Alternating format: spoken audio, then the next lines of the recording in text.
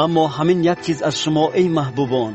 نباید پوشیده باشد که در نظر خداوند یک روز مثل 1000 سال است و 1000 سال مثل یک روز. خداوند در اجرای وعده تأخیر نمی نماید، چنان که بعضی کسان این را تأخیر حساب می کنند، بلکه به شما پرصبری ظاهر می نماید و نمی خواهد که کسی نابود شود، بلکه همه به توبه رو آورند. ولیکن روز خداوند چنان که دزد در شب خواهد آمد و آنگاه آسمان با غلغله خواهد درگذشت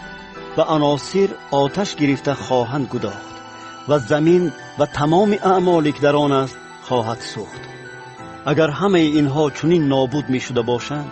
پس شما در رفتار مقدسانه و پرهیزگاری چگونه باید باشید؟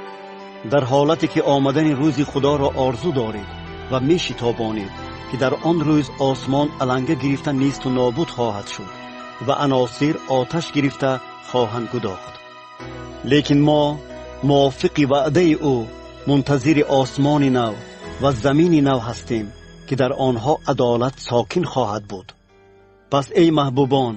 مادامی که این را انتظاری دارید، سعی و کوشش نمایید که نزد او پاکیزه و بی عیب در آسایشتگی حاضر شوید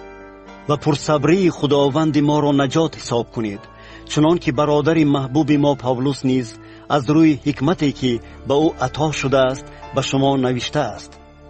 و همچنین در همه نامه‌های خود او در این باره سخن می‌راند که در آنها کدام یک چیز دشوار فهمی هست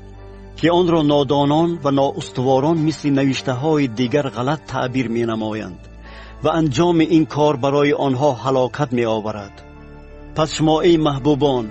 از بس که پیشکی آگاهانیده شده اید، احتیاط شوید که گرفتار اشتباه شریران نگردید و از متانت خود محروم نشوید، بلکه در فیض و شناختن خداوند و نجات دهنده ما عیسی مسیح نمو یابید که او را از حال تا ابد جلال باد. آمین.